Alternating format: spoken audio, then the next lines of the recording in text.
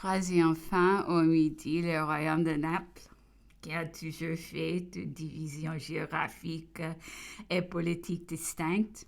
Dans cette définition, la Roumanie doit faire partie de l'Italie du Nord parce que c'est une plaine qui continue la plaine du Pô.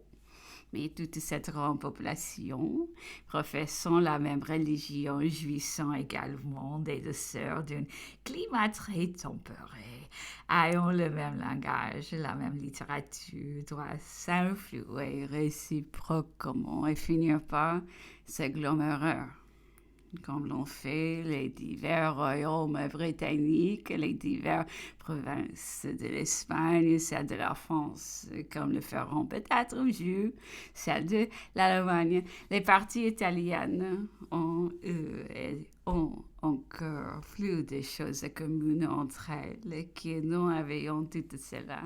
Si jamais ce grand événement avait lieu, quelle serait la capitale? L'Italie, par sa configuration, n'a pas de ville centrale, serait Rome, Milan, Bologne ou Florence. Gênes ni Venise n'y saurions y prétendre. Elles sont trop aux extrémités. Première Rome, par ses souvenirs passés qu'elle est déjà, et par sa position, on pourrait espérer redevenir encore la capitale de cette belle contrée. Elle se trouverait à 130 lieues de tous les points de la frontière des Alpes, où l'Italie peut être attaquée par la France ou l'Allemagne. Elle serait à 100 lieues d'extrémité méridionale du royaume de Naples et de côté de la Sicile, un peu moins de celle de la Sardaigne.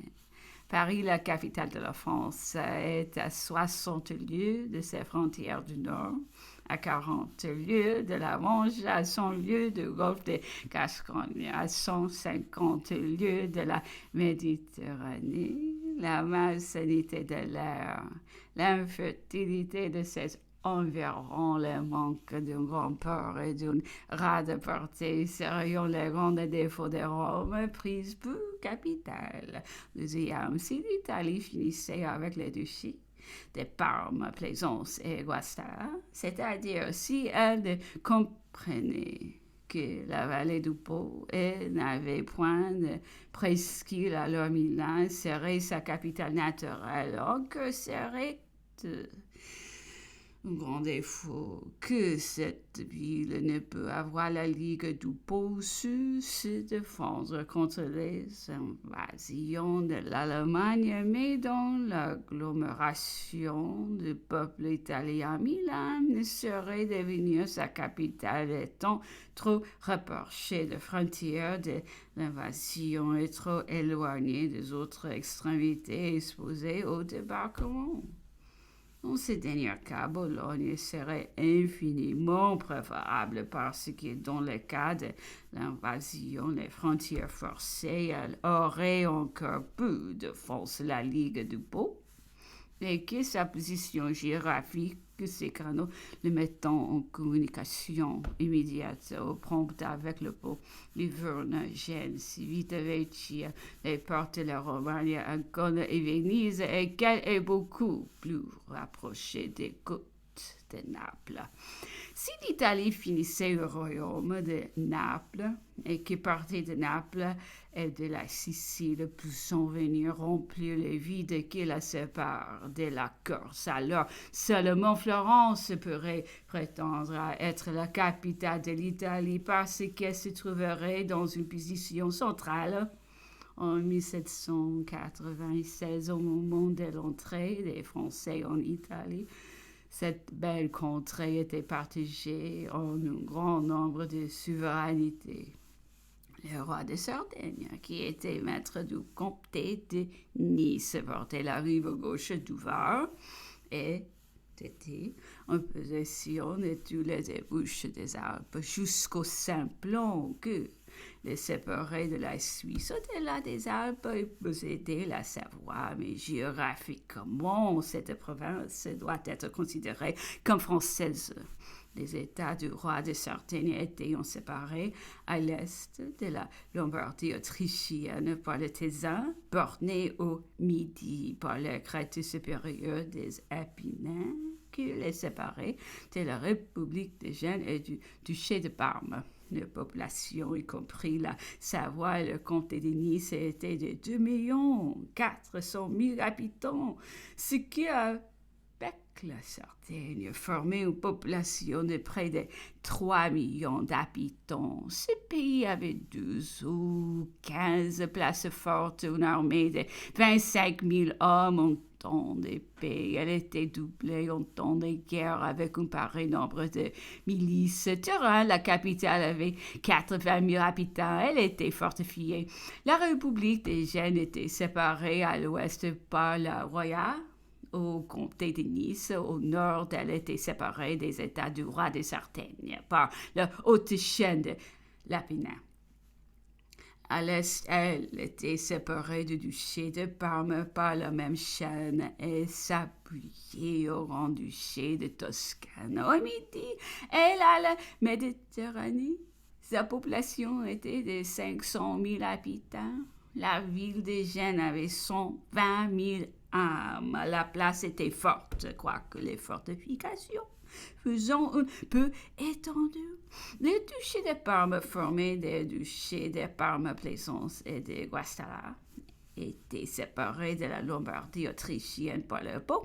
Il avait au sud-est la République de Gênes, à l'ouest le Piémont et à l'est le duché de Modène. Sa population était de 500 000 habitants. Parme est une ville de 40 000 âmes. Parme pouvait avoir 2 500 à 3 000 hommes sous les armes. La Lombardie autrichienne à l'ouest, elle était séparée du Piémont par le Tésin, fleuve large et rapide de la Suisse au nord, par les Alpes au midi, par le Pô, qui la séparait des duchés de Parme, des Plaisance et de Guastalla. À l'est, elle était bornée par les États vénitiens. Sa population était de 1100 000 habitants. Milan, sa capitale, était une ville de 30 à 40 000 âmes. La Lombardie avait plusieurs places fortes, spécialement Mantua et la citadelle de Milan. La République de Venise, elle était séparée de la Bavière par le Tyrol, de la Carinthie par les Alpes noriques, de la Carniole par le Lisonzo. Au midi, elle était bornée par l'Adriatique, le Pô, lequel le séparait des États du pape. Elle possédait au-delà du Lisonzo l'Istrie, la Dalmatie, les bouches du Cataro à l'entrée de l'Adriatique sont Céphalonie, Serigo et Sainte-Maure. Sa population était de 3 105 000 habitants. Venise comptait 140 000 habitants. Elle avait plusieurs places fortes. Peschiera, Porto Legnago, Palmanovo en Italie, Zara et les bouches du Cataro en Dalmatie. Elle avait un état militaire de plus de 30 000 hommes, un arsenal de construction maritime et une flotte de 12 à 15 bâtiments de 54, sans compter les frégates, briques et autres petits bâtiments. Le duché de Modène, un prince de la maison d'Est, se rejetant de cette ancienne maison, régnait à Modène et possédait le duché de Modène, Reggio et de la Mirandola, située entre le duché de Parme et de Toscane. La Lombardie et les États du pape, sa population est de 350 000 âmes. Modène est une ville de 20 000 habitants. La maison d'Est s'éteignait avec les vieillards à leur réunion et l'héréditaire du duché était la duchesse Béatrice, qui était mariée avec un archiduc, comme on peut voir. 5 à 6 000 hommes sous les armes. Les États du pape, ils étaient séparés de la République de Venise par le pont du duché de Modène, par le fort urbain de la Toscane, par le Apennins. Ils étaient bornés à l'est par l'Adriatique et au sud par le royaume de Naples. Les papes possédaient l'embouchure du pont, le port et la citadelle d'Ancône sur l'Adriatique, le port et la place forte Civitavecchia sur la Méditerranée. Sa population était de 2 400 000 âmes et celle de Rome 140 000. Les papes pouvaient avoir 6 à 7 000 hommes sous les armes.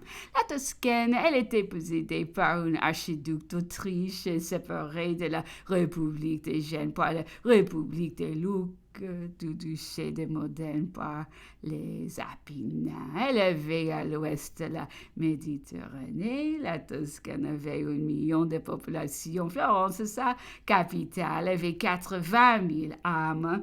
Elle avait sur la Méditerranée le port et les Vurnes comptait 6 000 hommes sous les armes et 3 frégates.